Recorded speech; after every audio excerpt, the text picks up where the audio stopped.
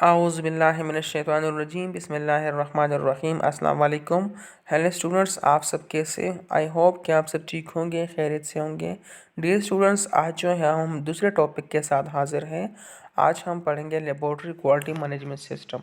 हमने ये स्टार्ट किया है और इससे पहले भी जो है हम इस पर एक वीडियो अपलोड कर चुके हैं।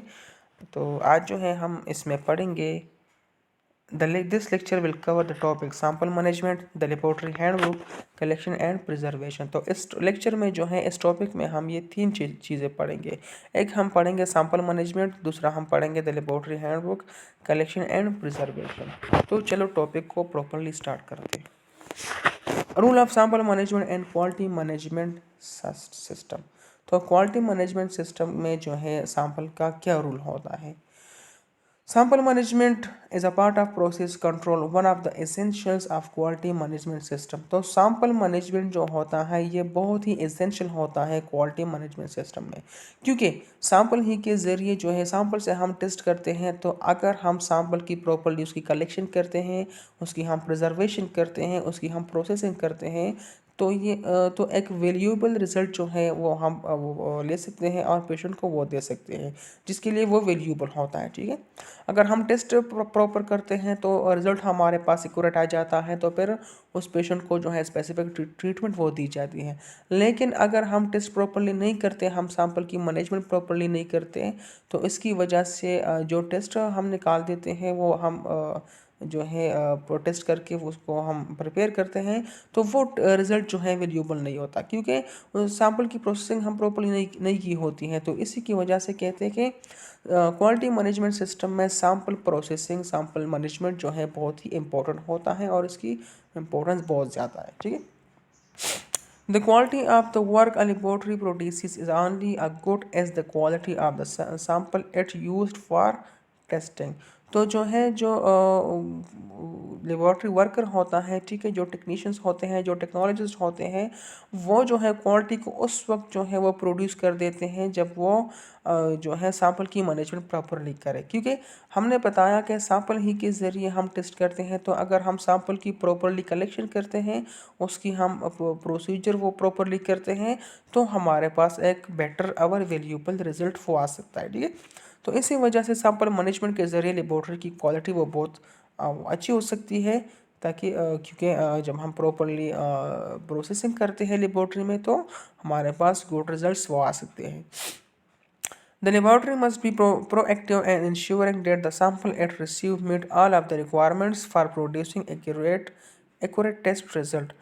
तो लेबॉर्ट्री में जो है हमें एक्टिव रहना चाहिए, क्योंकि जो सैंपल हम कलेक्ट करते हैं तो उसके लिए हमने इसको देखना होता है कि आया ये सैंपल जो है जो रिक्वायरमेंट्स है टेस्ट के लिए वो पूरा करता है कि नहीं। ठीक है, अगर सैंपल को जो है गलत ट्यूब में डाला जाता है तो फिर भी उससे टेस्ट प्रॉपरली नहीं होता।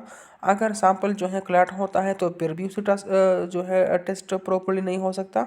तो इन सारी चीज़ों को हमने वो देखना होता है और सैंपल को हमने रिसीव करके उसे टेस्ट करना होता है। ठीक है, तो इसको आपने जो है सब पहले देखना होता है उसकी रिक्वायरमेंट को, और फिर उसको आपने कलेक्ट करके उसे टेस्ट करना होता है।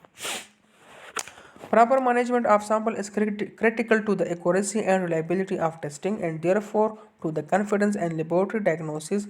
तो यही वजह है कि जब हम सैंपल की प्रॉपर मैनेजमेंट करते हैं तो उसकी एक्यूरेसी और रिलायबिलिटी जो है टेस्ट में फिर हो सकती है। ठीक है, अगर हम सैंपल वो जो है एक्यूरेट सैंपल लेते हैं, ठीक है, जो रिक्वायर सैंपल होता है टेस्ट करने के लिए, तो उससे रिलायबल और एक्यूरेट रिजल्ट आ सकता है। ठीक है, laboratory results influences the therapeutic decision and can have significant impacts on patient care and outcomes.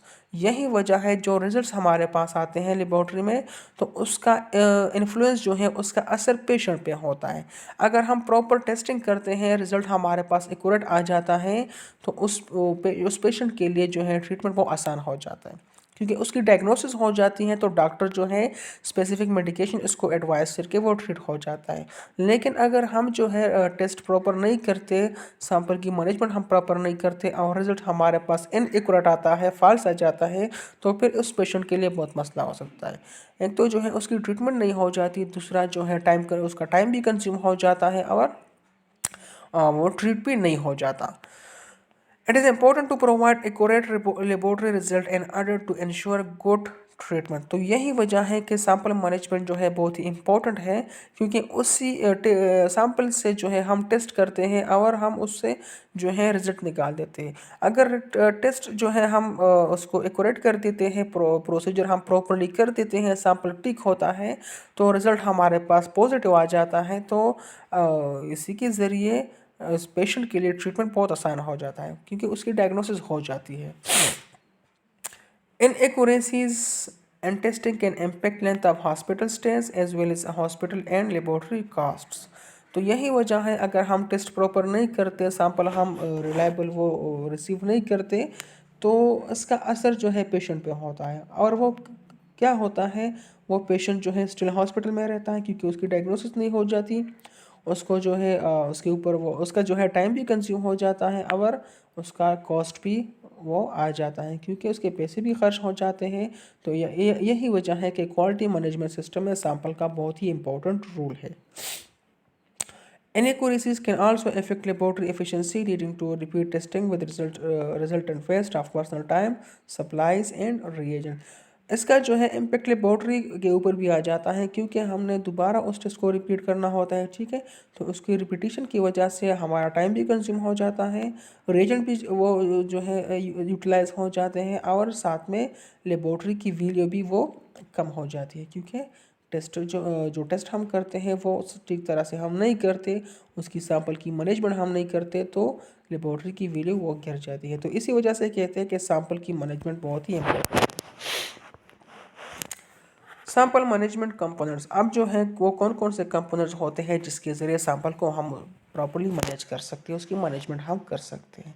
Written policies for sample management must be established and reflected in the laboratory handbook। Components to be addressed include, इसके लिए जो है हमें एक handbook वो discover करना चाहिए, उसको हमने एस्टेब्लिश करना होता है और राइटिंग फॉर्म में उसमें जो है हमने कुछ ना कुछ वो ऐड करना है। अब क्या जो है हैंडबुक में हम ऐड करेंगे, सबसे पहले information needed on requisitions or form. सबसे पहले जो इंफॉर्मेशन होता है, ठीक है, जो टेस्ट आ जाता है तो वो जो है हम हैंडबुक में लिख देते हैं। जो इन्फॉर्मेशन हम लेते हैं पेशेंट से, जो रिक्वेस्ट होता है, ठीक है, टेस्ट के लिए, वो हम लिख देते हैं।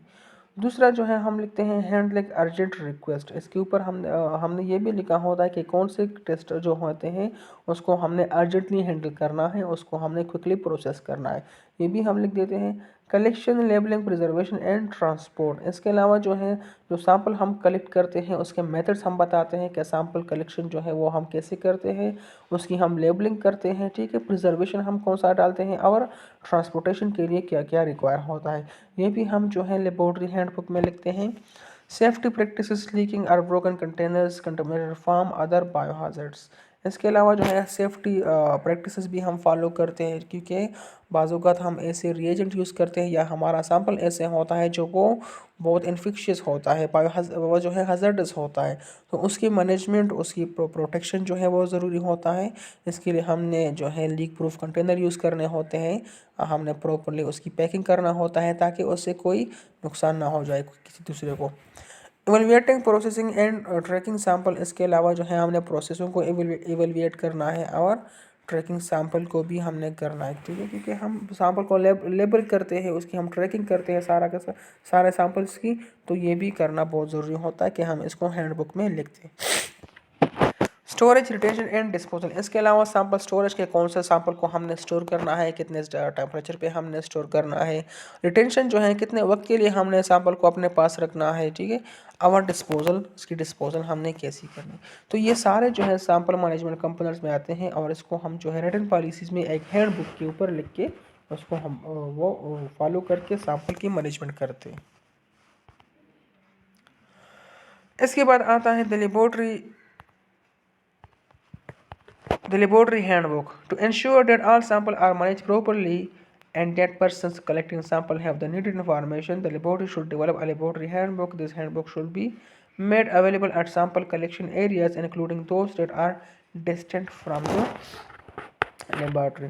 तो इसी की वजह से अगर हम सैंपल को प्रॉपर कलेक्ट करना चाहते हैं तो इसके लिए हम ये हैंडबुक जो हमने पढ़ा कि इसमें जो है डिफरेंट कंपोनेंट्स होते हैं, ये हमने डिज़ाइन करना होता है। और जो कलेक्शन पॉइंट होता है लेबॉर्ट्री का, उसी पॉइंट पे जो है जो पेशेंट होता है उसको हम ये हैंडबुक देते हैं, वो उसको स्टडी करते हैं, ठीक है, या उसको हम समझा देते हैं।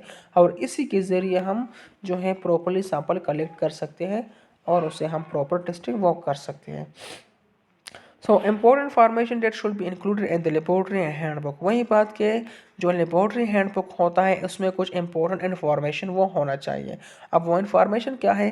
Contact names and telephone numbers of की पर्सन। सबसे पहले जो है हम अपना नंबर लिखते हैं, ठीक है। ये कॉन्टेक्ट नेम्स मतलब जो लेबोरेटरी वर्कर्स होते हैं उसके जो नेम्स होते हैं वो लिखते हैं, टेलीफोन नंबर्स लिखते हैं और ये हम उसको देते हैं उस पेशेंट को।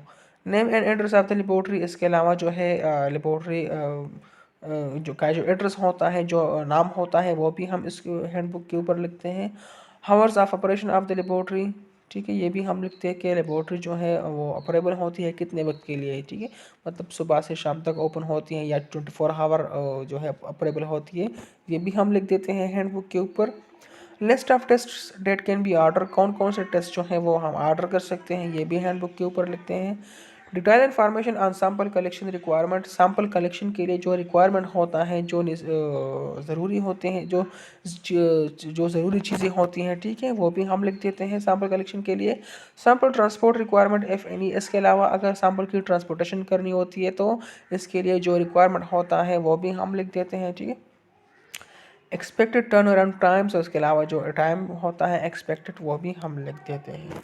Description of how urgent requests are handled. This should include a list of what kind of test are done on an urgent basis, what are the expected turnaround times and how to order these tests। इसके अलावा जो urgent test होते हैं जिसको urgently handle करना होता है तो उसकी का भी हम डिस्क्रिप्शन वो लिखते हैं, ठीक है। और जो रिक्वायरमेंट होती है वो सारा का सारा हम लिख के हैंडबुक में वो मेंशन कर देते हैं।